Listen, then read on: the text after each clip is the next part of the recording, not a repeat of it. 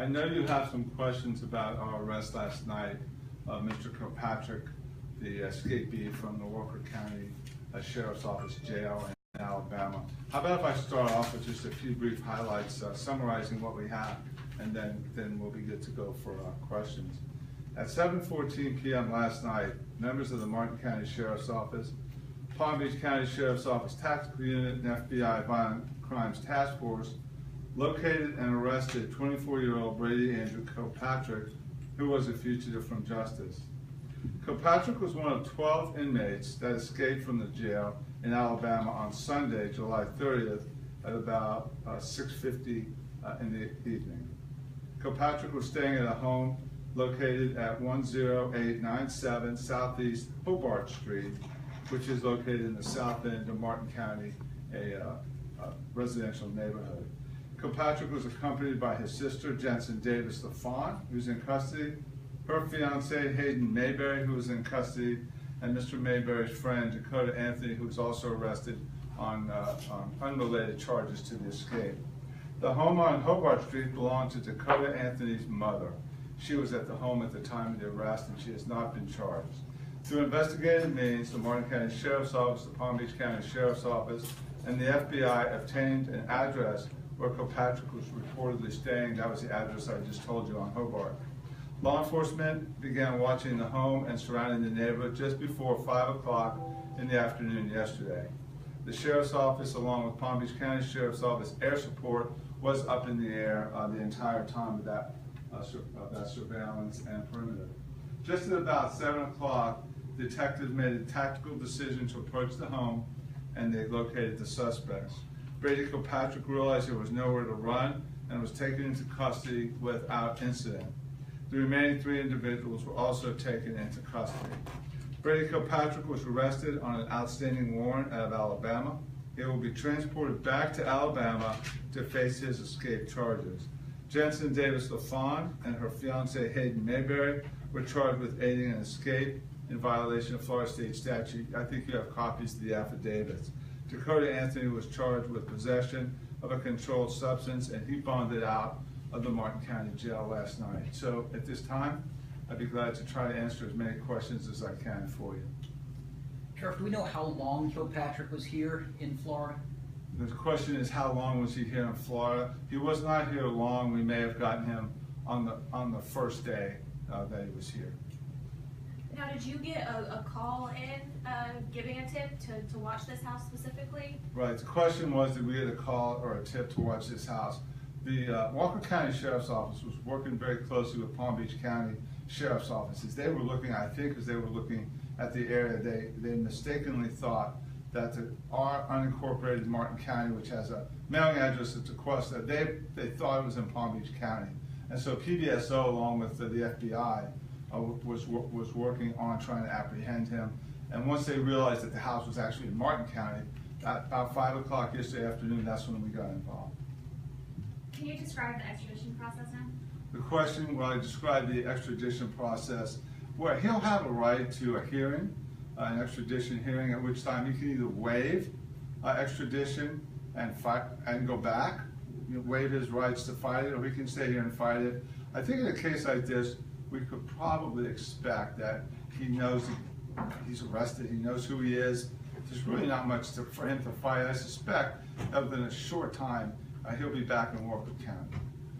So that tip that you guys received from the Palm Beach County Sheriff's Office, which they were in touch with Walker County, did that tip originate from community information, or was it just police work? I mean, really, how did this all originate to pinpoint Palm Beach County, then Martin County? The question is, how did the tip originate? And the answer is this: Walker County, working with the relatives of Kilpatrick, who is from that area, they developed their own information, and rather than me discuss their methods of investigation, they may have informants that I don't want to tip off anything that might have happened there. The general policy, or the general piece of this that applies to us, is that Walker County, working on their own initiative and really frantically wanting to get him back, was able to pinpoint this house in southern Martin County. I know you mentioned last night that Kilpatrick has been cooperating with you guys. Has he said anything more since the last time we heard from you? The question was, did we hear anything more after cooperating last night? No, we have nothing else on Kilpatrick. He's not from here. The only nexus he had with us was the fact that there was a warrant for his arrest, a fugitive warrant. So once he was done last night talking to us, there's really nothing more for us to do. We'll take care of him in the Martin County Jail until Walker County comes for him. Sheriff, when you guys went in to apprehend Kilpatrick, was he in the shed behind the house on Hobart? The question was he in the shed when we made the approach? No, he was actually in the house.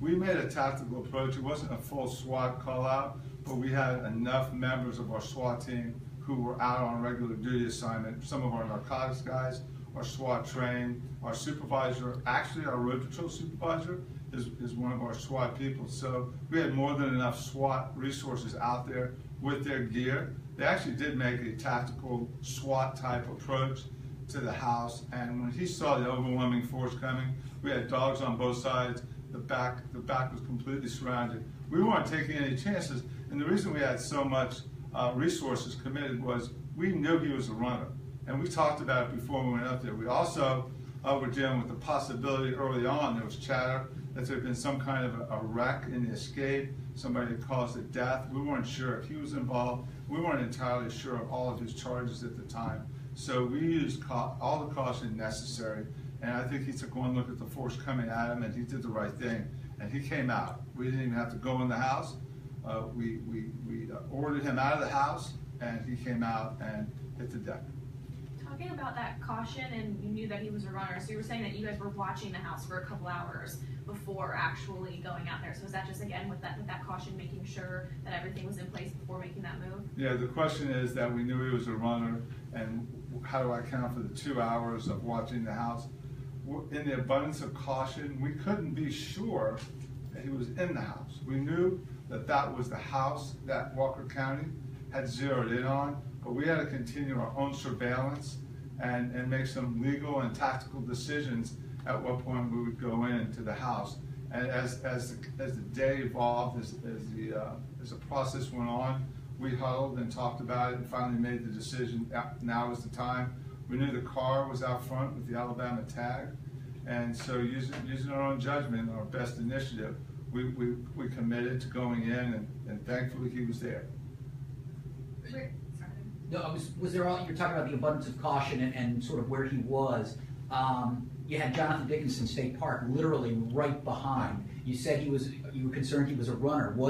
Did that come into play? Yes. Thinking if he gets into that park, he could be anywhere. Yeah, the question was, because of the proximity to the park, Jonathan Dickinson, which you're right, is right there. Were we concerned that if he got out on foot, we have a fast young runner who, and the answer was yes, we were concerned, and there was no way that we intended to let him get away from us. We knew that he was a runner. Excuse me, he told us last night that when he got out initially from the jail, he ran for 2 hours and never laid down. So that's the most difficult type of person to get, somebody who you can't run to ground or get to lay down on, get the helicopter over, get him to lay flat, then get the dogs looking for him. If he had a good head of steam, we would have a long night tracking him. The man, Dakota, is there any chance he'll be facing charges now of that's connected specifically? Right, the question is the third person that was arrested other than the suspect, Dakota, will we arrest him on these charges? The answer is no, not likely. The reason we, excuse me, I'm so sorry. The reason we made the other arrest, it was clear from the interview that they were actually involved in aiding and abetting his escape, up to and including getting into the house in Martin County. So they actually have local charges, but our understanding, our detective captain is right here, that the Walker County in Alabama plans to charge these two with aiding and abetting his escape from Alabama. In terms of the sister, will she face any other charges besides aiding escape? Was there mention last night that there may have been drugs in the house?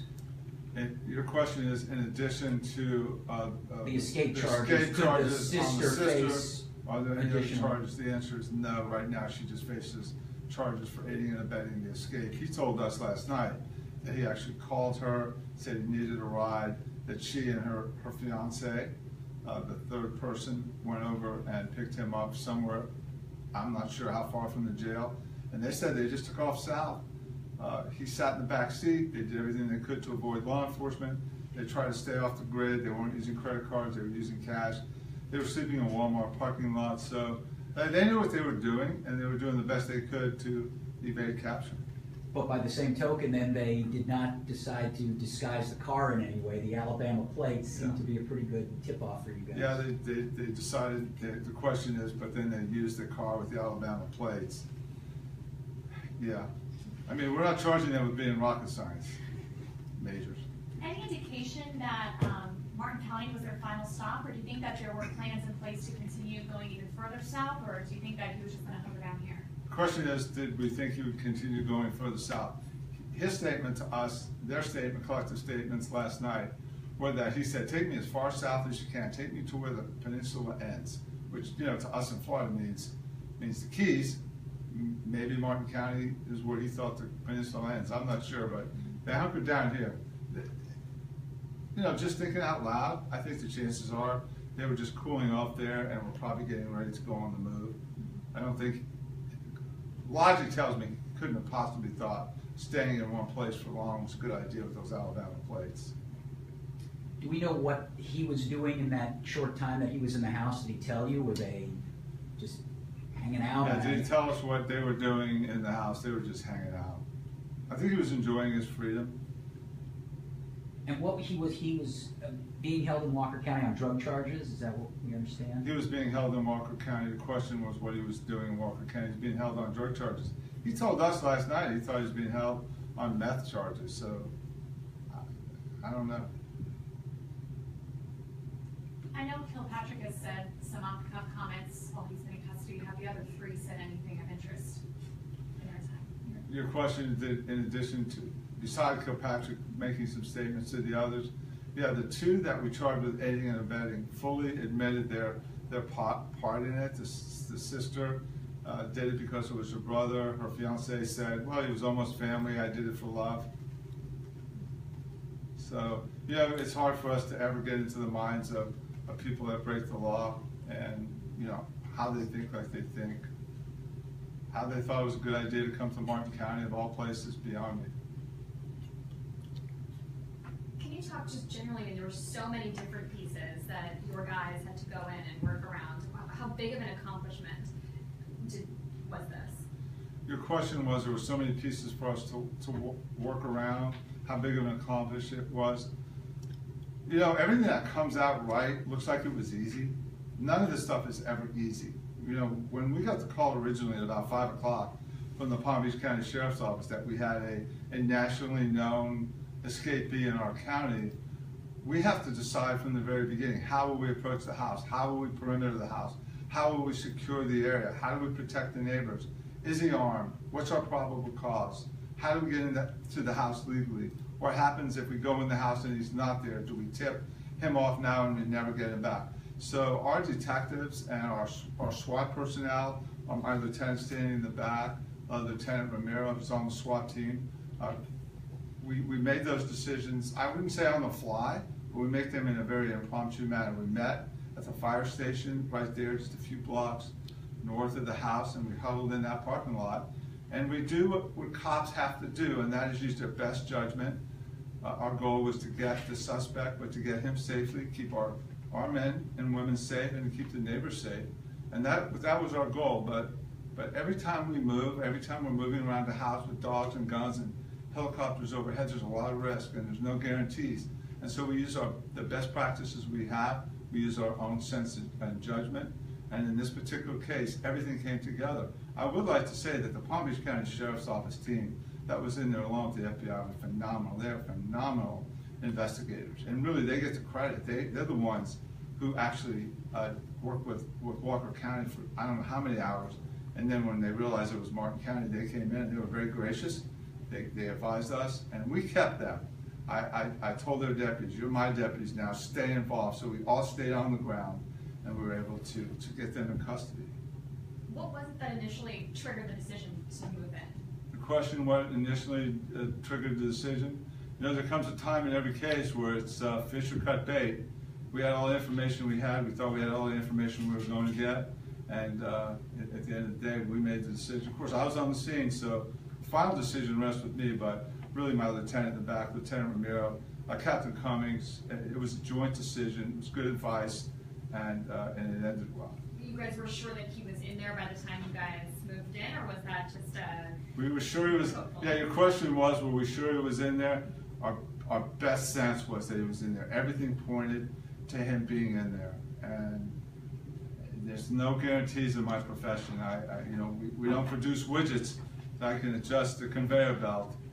We're humans trying to do a human job, and there's always room for error. We were blessed this time, and we're thankful that it came out like it did.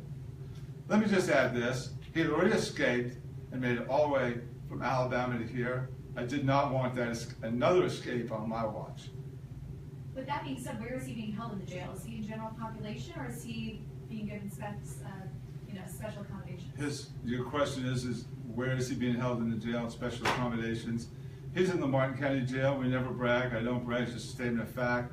We've never had an escape. He's not going to get out of there, and he'll be going back to Walker County. So is he in just general population? Is he in general population? Yeah, he's either in general population or he's where they keep their eye on him. Let me just say this, it wasn't the most intelligent escape ever in the history of escapes. This wasn't like the Birdman at Alcatraz that got out. So, we didn't want to overplay it, but he did get out of the jail, and he did make it across the country to here. So, I'll be happy when he's gone, actually. Let them feed him. Peanut butter and jelly sandwiches for you? I knew there'd be a peanut butter and jelly sandwich. Greg brought that question to us. I'm going to see to it personally that he eats turkey while he's here. You all have been very gracious as usual, and there's a packet for everybody, and thank you so much for being